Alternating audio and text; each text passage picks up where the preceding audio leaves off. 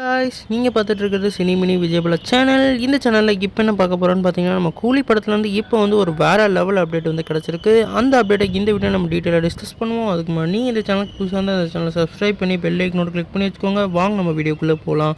நம்ம கூலி படத்தில் வந்து இப்போ வந்து நம்ம சத்யராஜ் அவர்கள் வந்து ஒரு லீட் ரோலில் ப்ளே பண்ண போகிறதா இப்போ வந்து ஒரு அப்டேட் வந்து ரிலீஸ் ஆகிட்டு இருக்கு. இந்த அப்டேட் வந்து இப்போ வந்து ஆல்மோஸ்ட் கன்ஃபார்ம் ஆகிறதா சொல்லியிருக்காங்க.